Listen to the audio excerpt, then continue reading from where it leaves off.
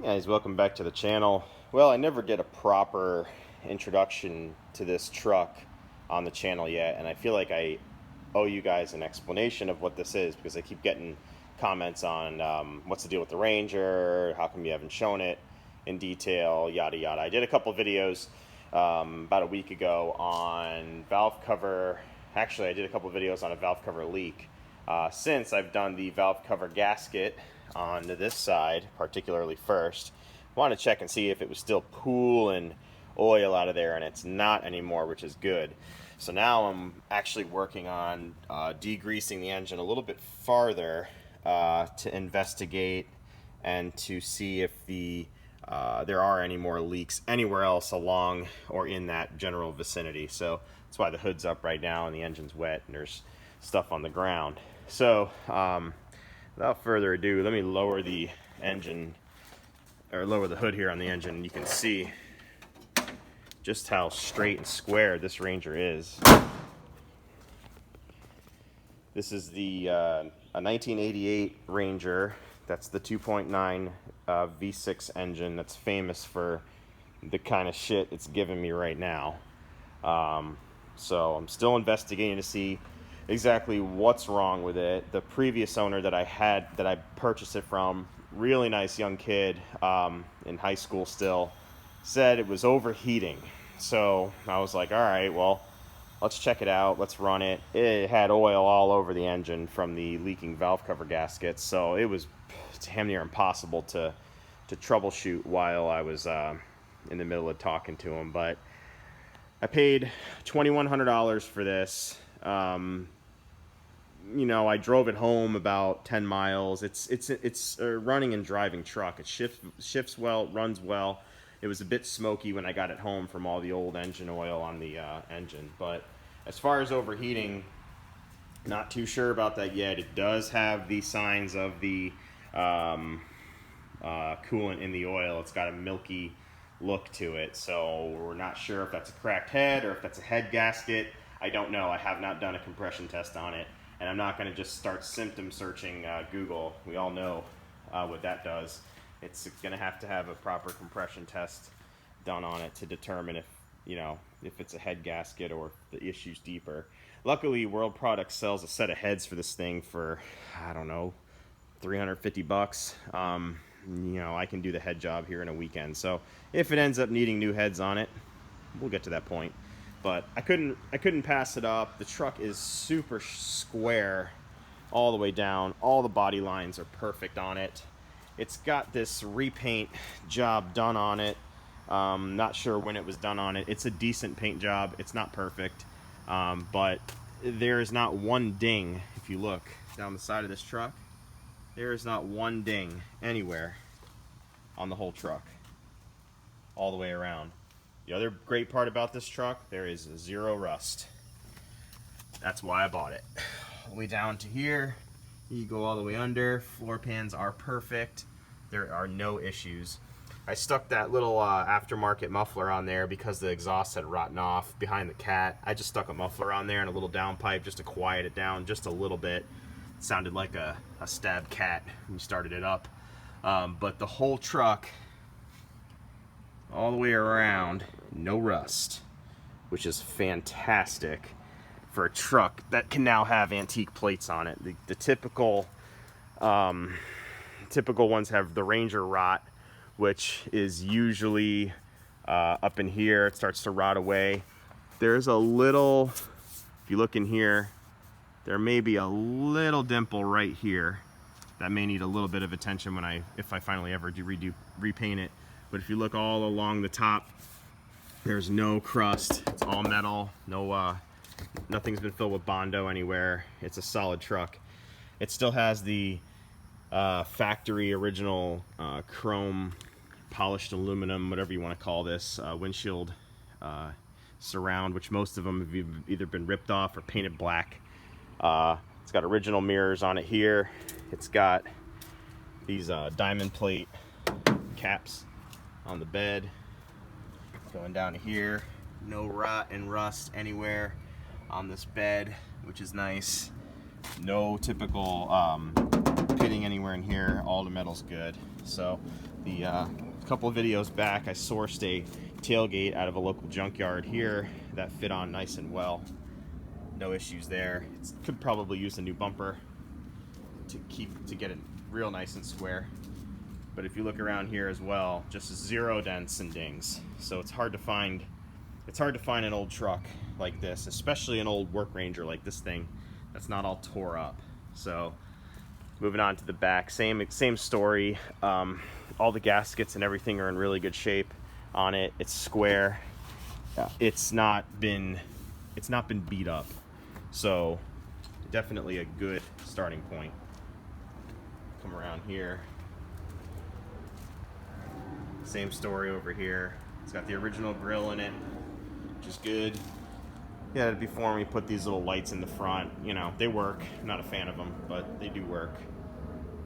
So it's just an overall nice square truck. Now, getting onto the inside, it's not so gorgeous, but it has good bones. The good thing about it is all the dashes here, the fuse cover that you see missing down here, down there, it's got the original seats, and there's no issues with these seats anywhere. No rips or tears. There's a small little cut right here, but other than that, it's in good condition. So a little seat cover on here will go a long way.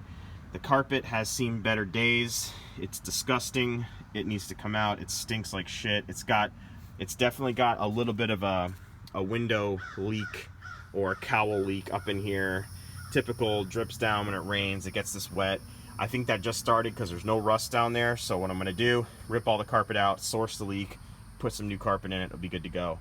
Here's the original color. You can see, I didn't think this truck was purple when it was new. I think it was like a brown. But it's, I mean, the repaint on it, there's all the doors and everything are all in real good shape. No rust anywhere. Going all the way down. It's got the original door tag on it. Right there. Which you don't see often, especially on a repainted truck. They'll usually kind of roll it in here, paint all over that, and then you got to get a new one from Marty, and it's just never the same anymore. Marty Auto Works. So that's all nice and straight. Another reason why I bought this truck is if we look through in here, this is all original. None of this is rotten. None of the door jambs are rotten anywhere. Take you all in through here. Doors all closed nice and square without having to slam them shut.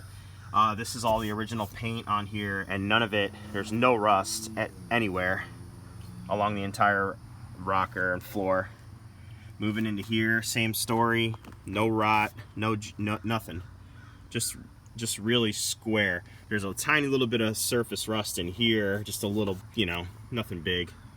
But the whole damn thing is square as hell. It's got all the original gaskets in it. Couldn't pass it up. So a nice little interior refresh. Once I get it mechanically sound, it'll be great. Another good thing about this is it's already had new brakes put on it. It's got a new brake master cylinder put on it. He had all new brake lines put on it. All that stuff was already done too. So win-win. It came with these cheesy mid-90s era hole shot wheels, and I get mixed opinions on them. You guys let me know what you think of them. I'm not sure. I'll probably keep them on here for now and just polish them up, just because I don't want to start sinking money into it. It's got decent tires on it. They're Chinese tires. What are they? NK Ulti, yeah, I don't know. NK Utility SP7s. Never heard of them before. They're made in China, but doors close all nice and square. Body lines all are very good. It's, you know, a lot of these that I've looked at, the door's kind of bent. Down here is always screwed up. It's usually all rot like the Mustang has. This is nice all the way around. So I just wanted to do a video on it. I know that I've been meaning to do one and I just haven't, but it's a good truck. I'm gonna keep it around for a while. Story behind it, my wife actually is the one who saw it. It was not, okay, let me go back. It was never on Craigslist, which is a really nice thing. It was parked on the side of the road with a for sale sign on it. 2 days prior to me seeing it, my wife found it, showed me some pictures of it. She said, "Oh, what do you think? It looks pretty, you know, pretty straight and square." I said, shit, let's jump in the truck right now and go take a look at it.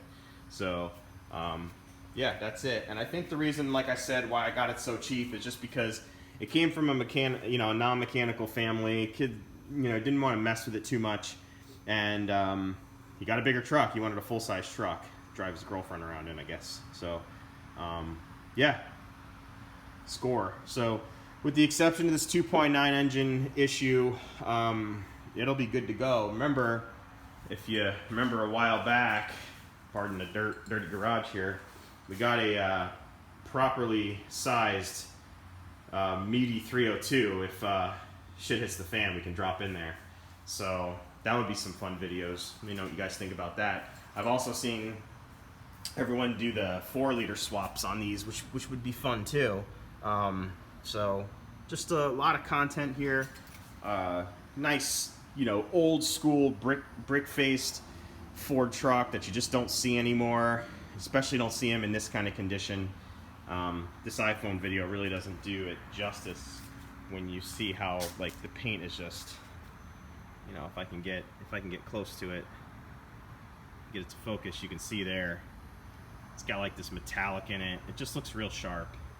There's not even a damn ding on the hood, which was weird.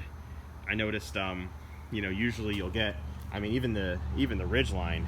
Damn, that thing's got a hell of a lot of nicks and dings in it. This has no dings from like acorns hitting it or anything. So it's just, and I know this is the original hood because it's got the catalyst stickers underneath it. So yeah, pretty cool. There's the painted dash I just did on it a couple days ago just to make it not black. So yeah, I just want to do a video. If you guys like it, let me know that you like it. Remember to comment and please subscribe. I'm going to be doing a lot more vehicle related videos, especially here in the summer when it's just too damn hot to do stuff outside. It makes it a lot easier to do stuff here in the garage. So anyways, guys, remember to thumbs up, subscribe, and I'll get you in the next video. Later.